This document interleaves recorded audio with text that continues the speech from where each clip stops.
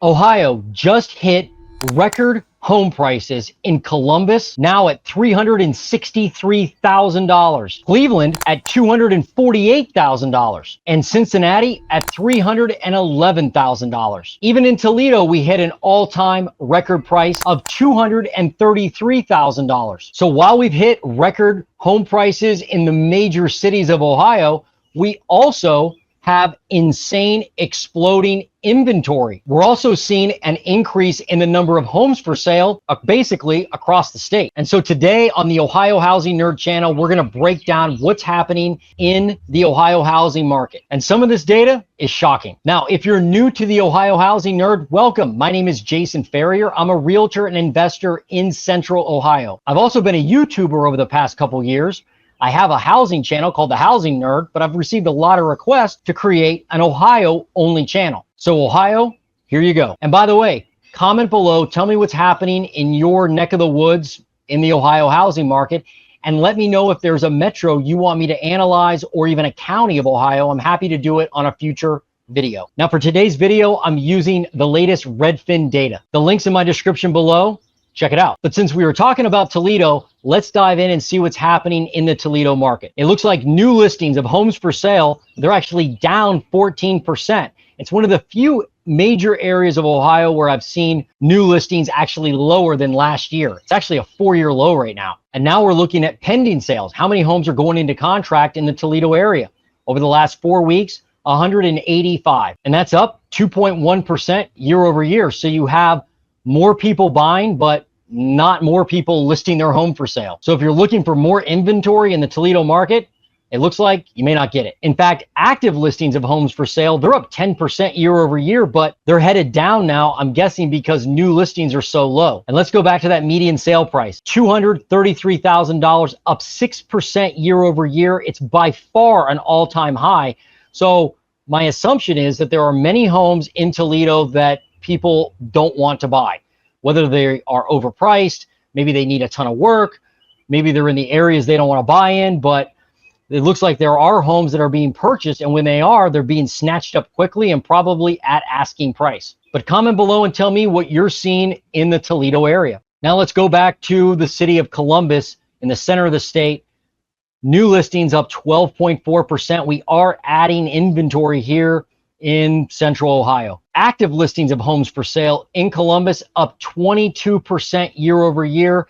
It looks like it's going to continue to climb. So we probably do have more options for buyers in Columbus. The problem is, and the question, are they actually listings people want to buy? Well, people are buying homes in Columbus because pending sales are up 2.8%. And the median sale price, like we looked at the beginning, $363,000, up 4% year over year. So home prices show no sign of slowing down in Columbus. So just because we have more inventory, it's not causing the median home price to drop yet. And again, I think it's because when a good home hits the market that's priced correctly, people are buying it. Now let's look at Cleveland, Ohio. New listings, 720 units, up 10% year over year. Pending sales up 3.5%. So when you compare the pending sales at 685 units to new listings at 720, there's a delta of what, 40 units or so. So basically you gain 40 homes on the market in Cleveland. And look at active listings, up 10% year over year. So there are more homes for sale than this time last year. So look at active listings in Cleveland, up 9.4%. So there are more homes for sale versus this time last year. The question is,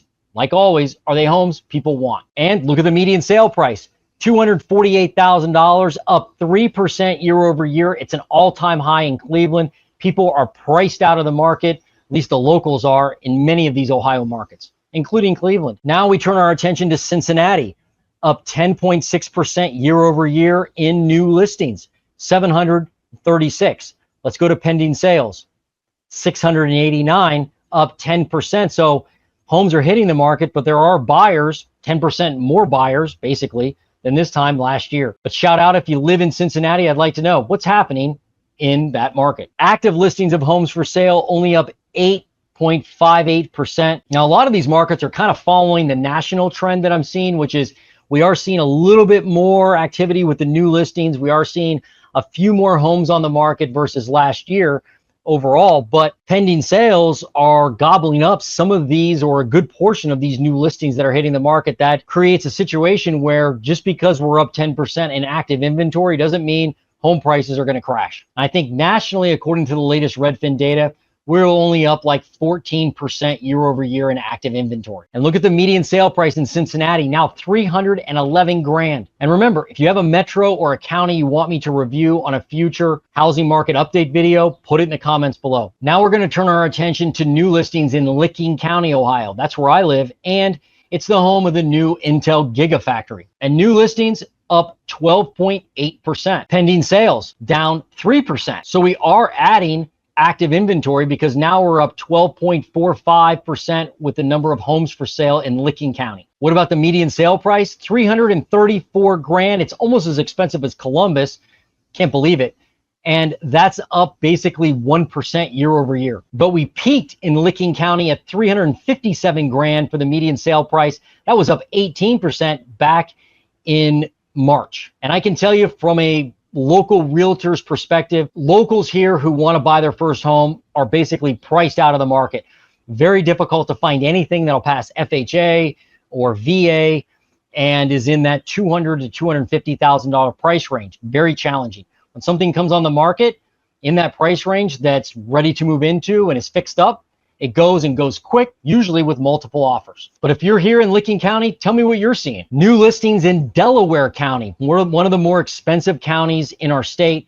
New listings, 81 units, up 0.9%, not even 1% up year over year with new listings. Active listings up 20.68%, 803 total active units.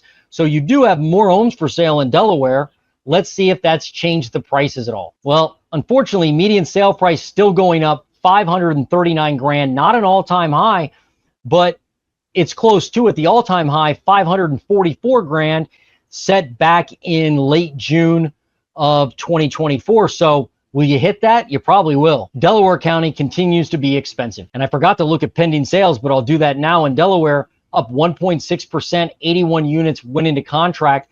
On the new listing side, you had 81 units hit the market. So all that inventory that hit the street was basically washed away by the pending sales. New listings in Union County, up 11% year over year. So you are adding some listings into the market. Hopefully, let's look at pending sales and see what they did. Pending sales up 5.7%, 28 units, and what were new listings? 29 units. Again, just like Delaware, a wash. Probably didn't add any active inventory for that week. Active listings in Union County, 306, up 31%. But as we saw, you're just not adding enough new listings right now to make that growth explode.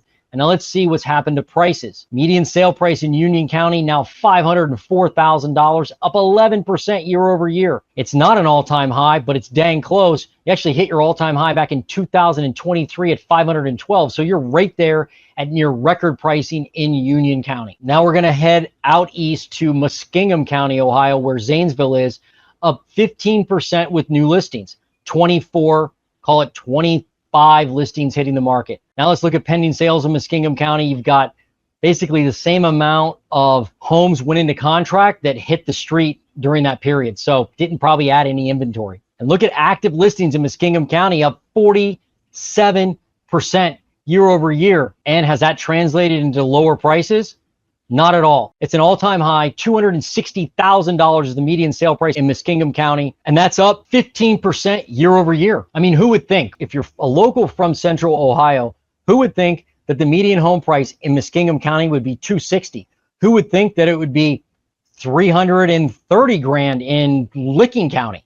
I wouldn't. Even when I got into real estate, I would never guess that. Now, someone had requested Mahoning County, and so here you go, up 6.5% are new listings, 70 units. Let's look at pending sales. You had about 70 units go into contract too, so no spread there, meaning probably not adding any inventory. Active listings, they're kind of going sideways now. 17.42% up year over year, 646 listings. And median sale price, $195,000. That's up 14% year over year. Not an all-time high, but you continue to go up. Like, there's no doubt that the prices in Mahoning County, as far and other counties of Ohio, are going to continue to increase with that median sale price because the inventory just isn't enough yet to cause any type of price discovery and price disruption. But comment below if you're in Mahoning County and you requested it. Does this match what you're seeing? Someone had requested Youngstown. So here you go. Youngstown, Ohio, 158 new listings, up 22%. That's a good amount. How about pending sales? Pending sales, 152, up 18%. So you barely added any active listings. That's the point of that.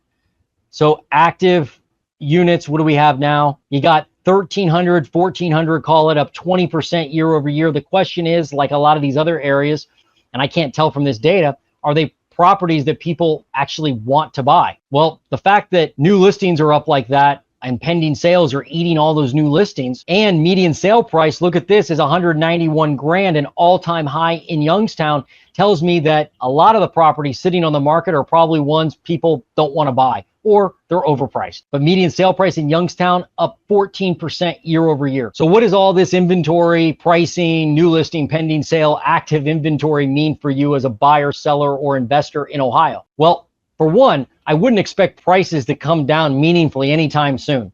I mean, there could be pockets in Ohio where you're getting a lot of inventory of a particular type of property, like in the luxury space. I'm sure you can find some deals because I know there are luxury properties that are not moving in the market. But if you're a first-time home buyer or looking for an affordable house, it could be super challenging right now, and I'm sure you'd agree with me, to find something. So I'd encourage you, take a long, hard look at the active inventory, where you want to buy and the type of property you want to buy in, and have your realtor, whoever you're working with, pull data going all the way back before the pandemic and see if there's a trend there that you can identify. If you're seeing homes in your price range, the inventory of those continue to climb, chances are you could see some lower prices. However, if you're not seeing homes in your price range, in the area you want to buy in, increase, then you'll probably see higher prices as we move forward. Now, a lot of things could change that, right? You could have the Intel plant pull out and cancel their project. Who knows, right? You could have other data centers pull out.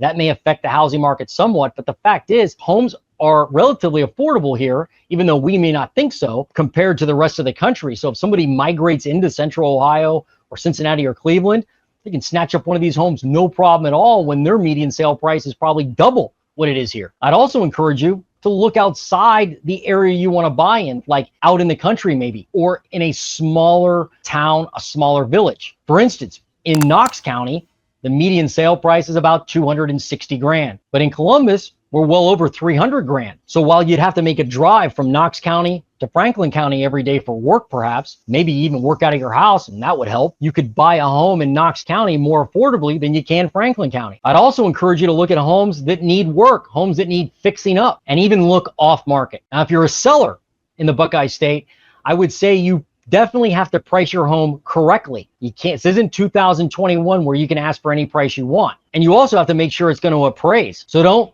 overshoot your skis. And as an investor, if you're trying to flip homes, don't flip them over the median price. You want to flip in that affordable price range. One, because that's what's moving really fast right now. And number two, because you want to try to give the market what it needs, affordable housing. So if you find a beat up house that's like a 3-bed, 1-bath, 1,000-square-foot house, that's a great candidate to probably flip if you can buy it right. But as an investor, I wouldn't count on massive home price appreciation continuing.